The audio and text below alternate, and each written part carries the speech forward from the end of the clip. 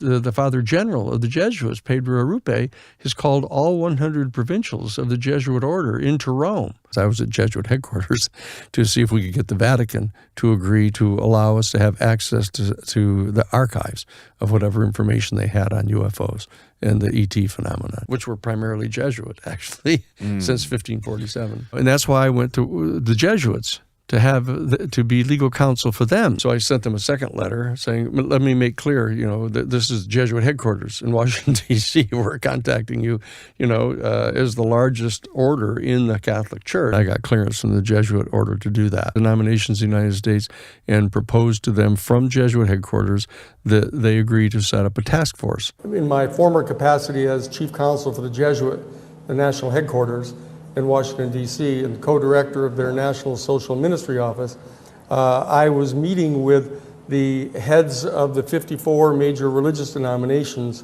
Back to the Jesuit headquarters. I was recruited to Jesuit headquarters. We referred to that as the Jesuit headquarters. The United States Jesuit headquarters in Washington, D.C. Jesuit national headquarters. We, as the Jesuit order, the Jesuit headquarters in our social ministry office. Francis, as you know, is the first Jesuit ever to be chosen to be Pope at the Jesuit National Headquarters by the Jesuit order. I was the chief counsel for the United States Jesuit headquarters. Pope Francis, the first Jesuit Pope, back to the Jesuit headquarters. I was a candidate for the Jesuit priesthood. This is at the Jesuit headquarters in Washington, D.C. Out of the Jesuit headquarters at the Jesuit office. This together at the Jesuit National Headquarters. The national headquarters. So for the Jesuit national headquarters, brought it back to Jesuit headquarters. And when I showed it to my Jesuit superiors, and I was a candidate for the Jesuit priesthood at the time, with the Jesuit order, United States Jesuit headquarters in Washington, D.C. I got contacted over at the Jesuit headquarters. He was in charge of the nuclear weapons disarmament program for our Jesuit order. I'm going to meet with Cardinal Peter Turkson, who is the number 2 to Francis over there. Francis, as you know, is the first Jesuit ever to be chosen to be Pope.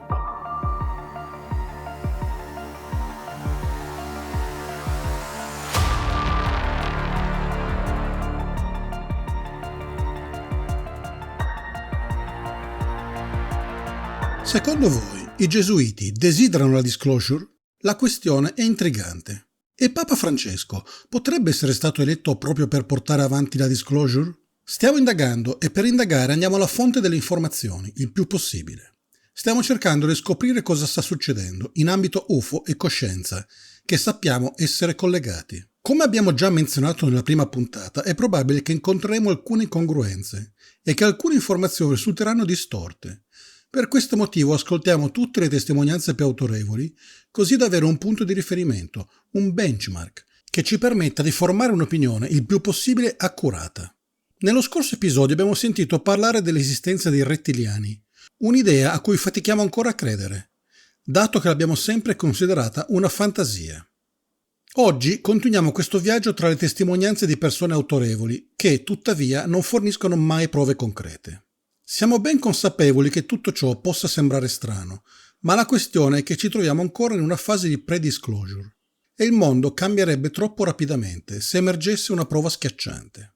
Se ne parla da un mese e oggi scopriremo che in un primo contatto gli americani potrebbero aver abbattuto volontariamente degli UFO con a bordo delle intelligenze non umane benevole, il che non è esattamente un ottimo inizio. Si discuterà anche di etica, soprattutto riguardo agli ibridi umani, altra questione che abbiamo sempre considerato una fantasia. Ovviamente e giustamente queste notizie non bellissime vengono date con il contagocce, perché sono problematiche. Non traiamo mai giudizi affrettati, ma proseguiamo con le indagini. Now, because of my position as the legal counsel for the Jesuit order in the United States earlier, I reached out and contacted Jose Gabriel Funes right away, was given a meeting with him and sat down with him, and within 2 minutes he explicitly acknowledged that he was talking about highly intelligent and highly technologically developed intelligence. He's not talking about amoebas or microscopic, life forms. He's talking about what the philosophical and theological questions are that are going to be posed to our human family by the discovery of another highly intelligent and highly technologically developed but distinctly non-human species elsewhere in the universe. And that he wants this discussion to start, which means that the church wants this discussion to start, which means that the Jesuits want this discussion to start, which means that I want this discussion to start, which means that you want this discussion to start as well.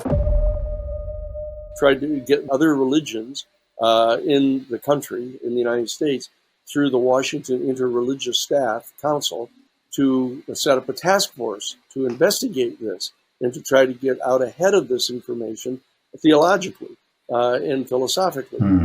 They declined to do that, but I continued to work on this particular subject, utilizing the resources that I had at my disposal. And because of that, I ended up being retained by Dr. John Mack later in 1994 to represent Dr. Mack at Harvard University. These military officials who had been ordered to go get psychiatric exams because they'd insisted upon pushing forward and filing official reports about the UFO encounters had been ordered to get a psychiatric exam.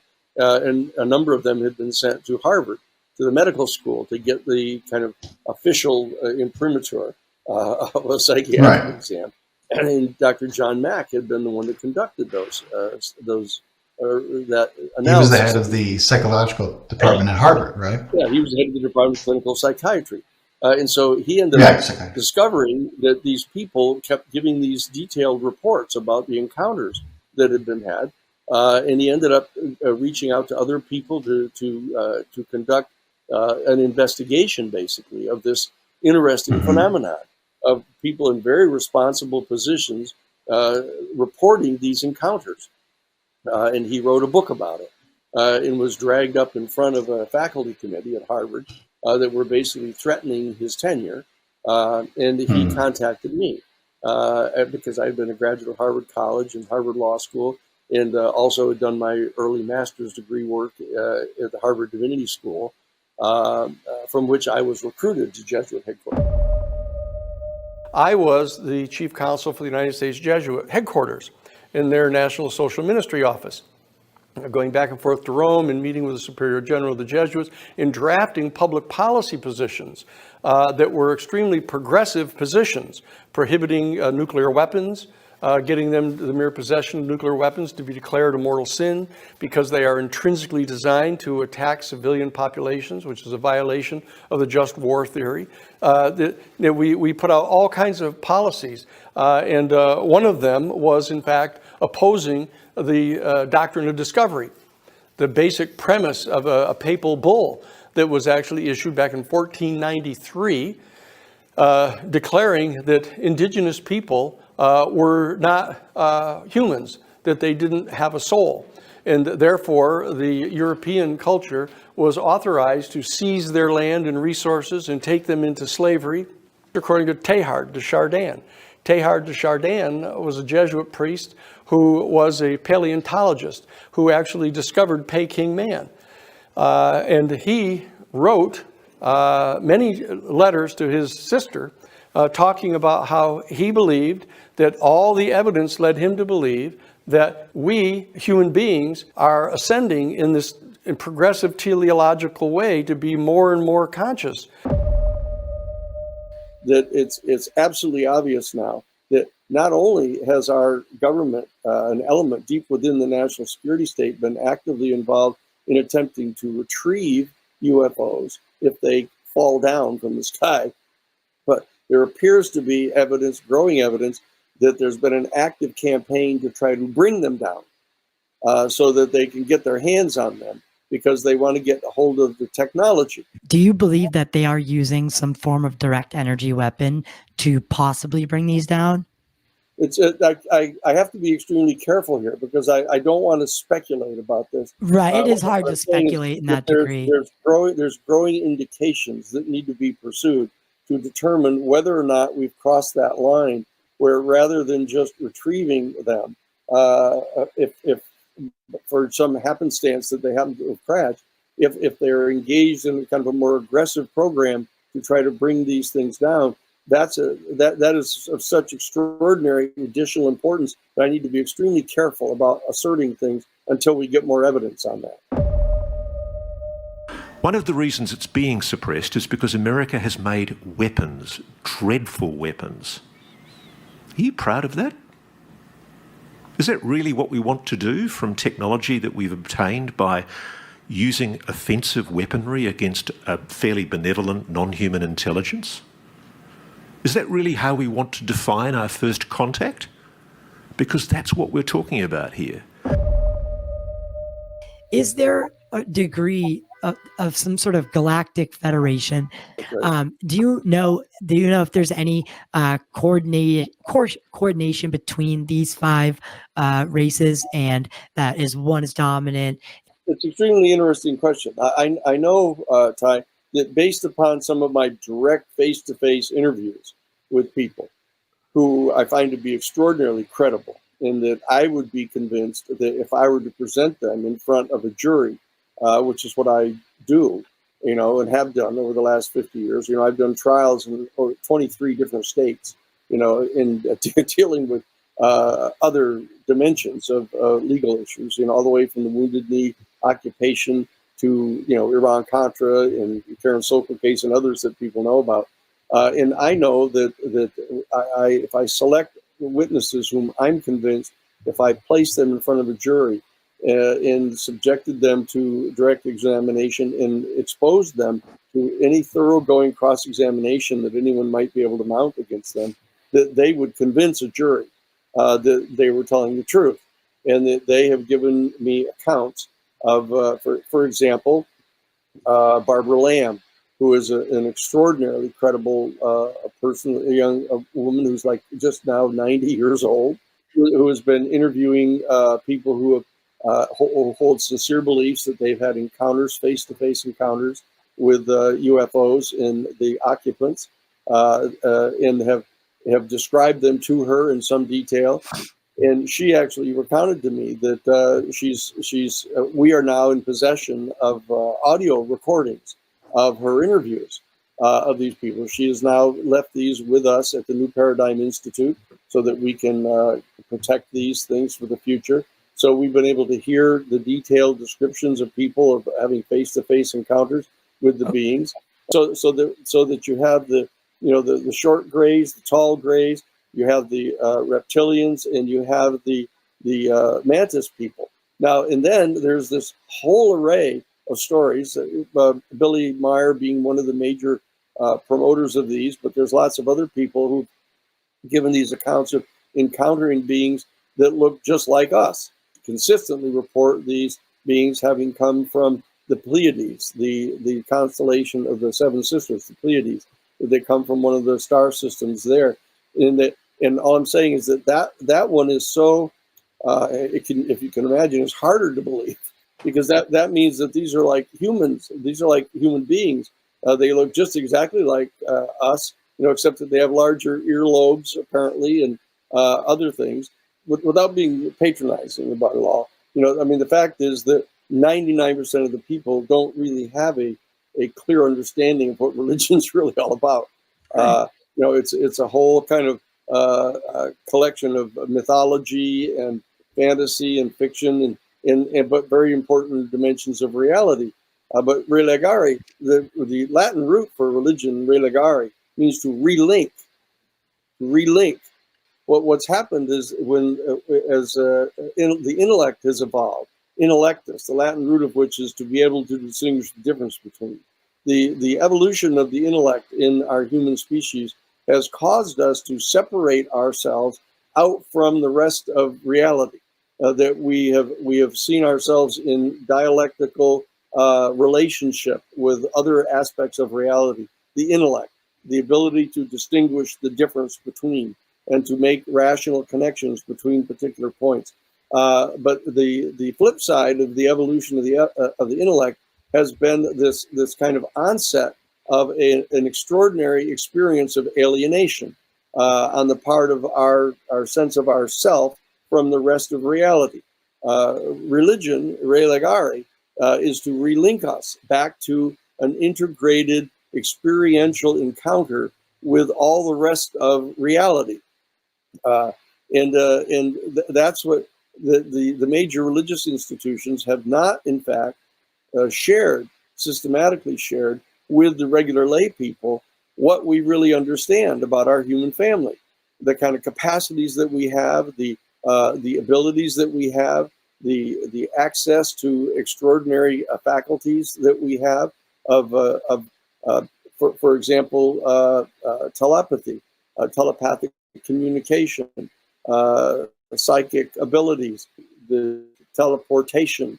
There's all kinds of, astral travel. There's all kinds of extraordinary capacities that are referred to, even in Christian traditions, as the talents.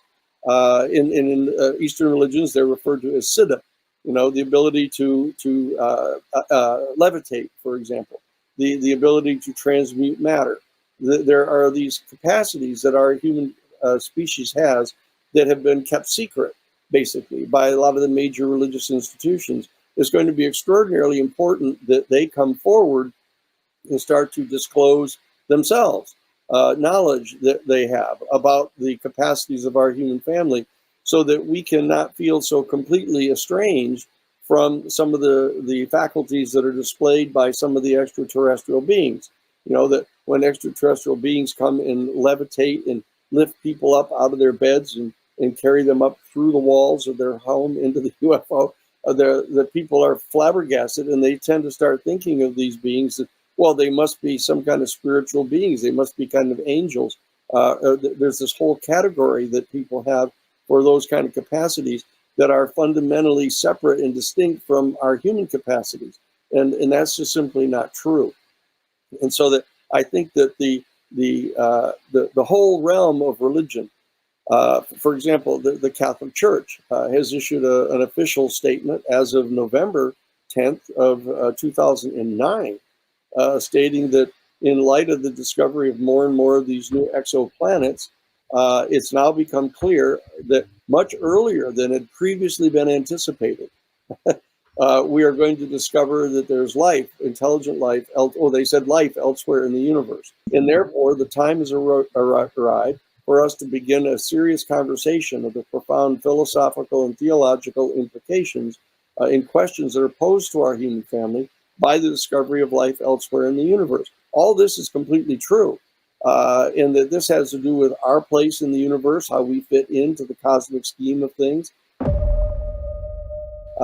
And these are extraordinarily important conversations that we need to start having now, before we are kind of confronted by the existence of an extraterrestrial civilization that we're not prepared for. Right. And that's the process our institute is engaged in working on now.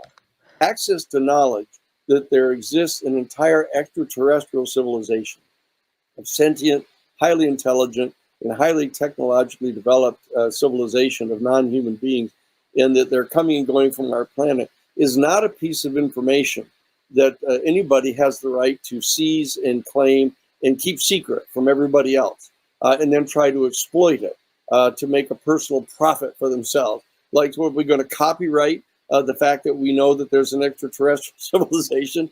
Anybody who's going to try to utilize the information or get access to the information has to pay for that. And the bottom line is that it's true that a major source of the resistance in our real world, as the way that they deal with giving campaign contributions to people and threatening to withhold the campaign contributions, etc., the private aerospace corporations, Lockheed Martin, Radiance Technology, and some others, who actually have gotten access to or are attempting to get access to some of this technology from the UFOs, so that they can patent it and own it, and that they can own it. The shareholders can own it into the future, so that anybody who wants to get access to the information has to pay them. They have a very high motive to try to keep this secret. Now, that's one whole element, but it's a very effective element. And very importantly, they have untoward amounts of influence on, Michael Turner, for example, who is the chairman of the House Intelligence Committee. And they have extraordinary influence over Michael Rogers, who is the chairman of the House Armed Services Committee. Both of them come from districts where there's a heavy dominant influence by these private aerospace corporations and are major campaign contributors to those two people. That's rather a mundane dimension of this, but it's highly important. There's another element, however, which is the national security state people. The national security state people have an interest in securing and maintaining the secrecy over this whole realm because they want to be able to develop weapons and to utilize the technology for weaponry to establish dominion over all the rest of the other nation states on the planet. That's a terribly low consciousness motivation. But that's the job. Unfortunately, inside a national security state such as our country, they've been assigned that task. And so they're pursuing that task diligently. And they're working overtime to try to keep this secret so they can have a unique military advantage over what they view as their potential adversaries of China and Russia, primarily the nation states that are opposing a particular economic system that we have in the West. And so these are extremely low consciousness kind of motivations that are going on, but they're completely understandable in our world. And what we need to do at the New Paradigm Institute is we need to kind of mobilize the citizenry, not only inside our country, but around the world, to be able to lift our whole human family to the higher angels of our nature, to really try to be more interested in establishing a productive and positive and cooperative relationship with the people of this extraterrestrial civilization, rather than trying to figure out how to seize their technology and make weapons out of it. People like Dr. Greer and others who they perceive to be over idealistic about the necessarily benign nature of people that are an extraterrestrial civilization that has been here for decades and has not, in fact, tried to dominate us, has not tried to take us over in any kind of direct way that anyone can tell. That military people view that as being Pollyanna-ish and naive. And so that they perceive each other, different people, not just these two individuals, but different people from different walks of life view this issue differently. Now, I've delivered entire lectures on this, about how people from their own particular worldview perceive this particular phenomenon, and it's unique to their own worldview. What we're trying to do at the New Paradigm Institute is to develop a new paradigm worldview that can see everything very realistically, very practically, and very pragmatically, but at the same time maintain our sense of optimism and our sense of idealism about being able to establish a positive and constructive and mutually beneficial relationship with the members of the extraterrestrial civilization. We don't know yet exactly what the relationship is among these different species. We don't know yet whether they have some sort of a galactic federation of some sort, what kind of degree of cooperation they have with each other. But we do know that they've been coming and going, virtually members of at least 4 of these different species, and perhaps a 5th, this more human element. We know that.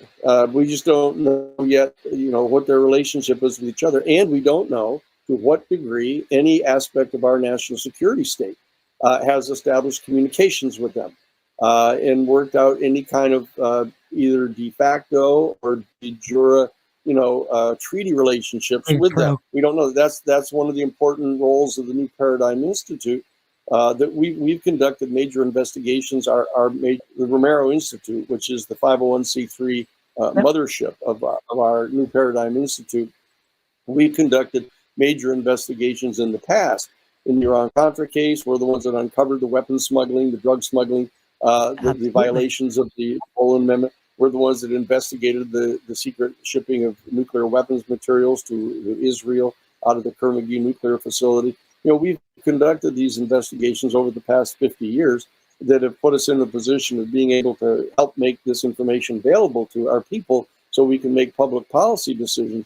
And that's what we're engaged in here. We're trying to find out what it is that's going on. We may be viewed by some people inside the national security state bureaucracy as adversaries because they view the efforts on the part of the American people to find out about what's going on as adverse to their interests. But we've conducted ourselves completely lawfully within all the normal restrictions with regard to national security information.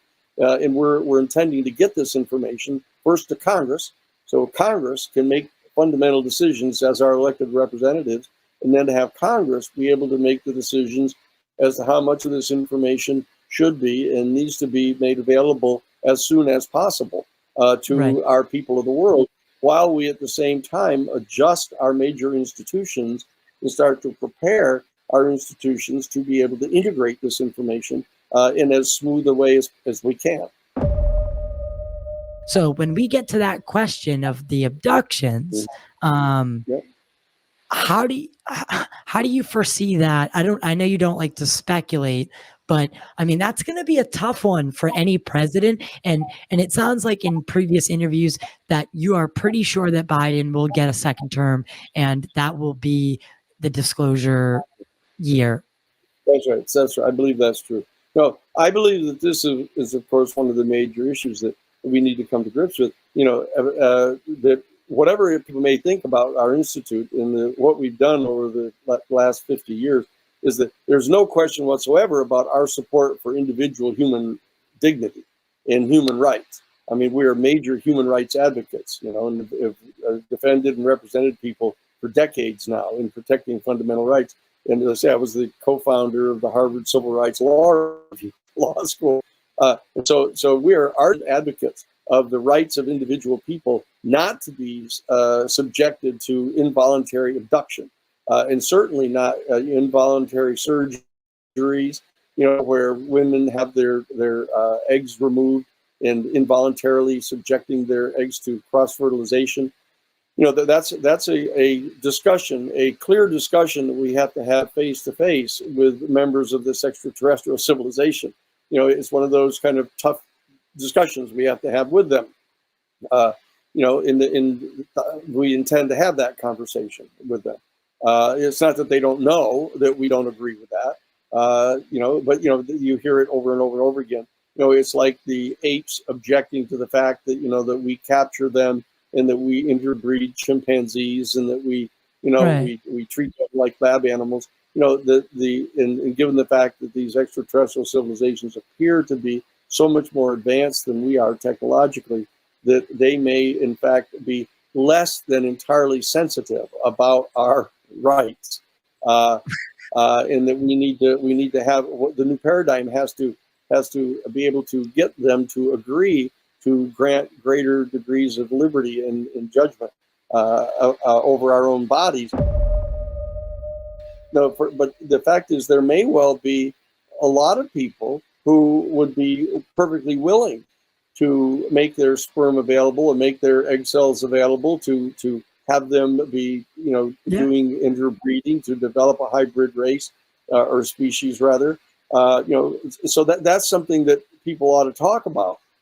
So, you don't have to go beating people up and taking these things involuntarily if there are people who may be willing to cooperate. Now that's a program that would have to be very carefully studied from the point of view of human rights and dignity, and we're going to have to come to grips with the fact that there's going to be a good deal of kind of not just racism but speciesism.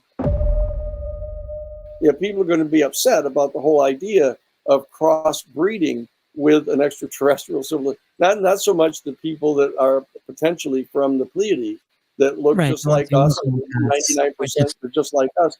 But when you're talking about interbreeding with reptilians or insectoids or the tall and short grays, people are going to get really antsy about that. I've got to be clear, it's not just antsy about that. People are going to be totally traumatized by that. And so we have to have intelligent, careful, thoughtful discussions about all of this. That's another job of the New Paradigm Institute. But all of that pales in the face of what it is that we're doing now.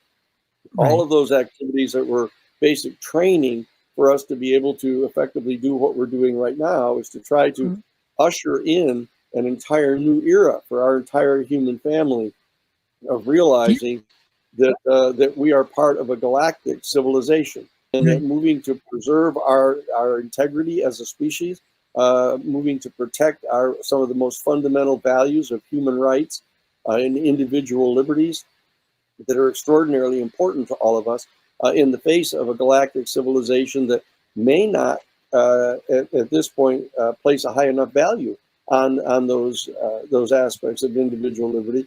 These are things that we have to be able to do. And to the extent to which our government is declining to do those things at the present time, our other governments around the world, we need to do this as private citizens. So what we're doing, we're trying to establish a paradigm pursuant to which people that are normally in disagreement with each other can come to an agreement around this extraordinary moment where we are encountering an extraterrestrial civilization, and to figure out how we can at the same time establish a positive and constructive and mutually beneficial relationship with this civilization, but at the same time preserve the unique rights that we think we have as human beings, even if we may not be as technologically developed as they are, even if we may not be as intelligent as they are, even if we may not be as spiritually evolved as they are. That we still have a right to make our own decisions. We have a right to govern our own planet. But we have to be also cognizant of the fact we cannot take steps that will destroy the life-generating capacity of our own planet. We can't do that. And that's why they're displaying such interest and concern about our nuclear weapons program. That they are extraordinarily concerned that we, as a human species ourselves, are going to stumble into a thermonuclear exchange, which is going to potentially terminate the capacity of our planet to gestate life. Our planet is one of the comparatively rare planets inside the galaxy that is capable of actually gestating life. And that this is not something that we are at liberty to destroy. This is a resource that exists inside the galaxy, and it's not the only planet, obviously, because there are other planets that have obviously gestated life.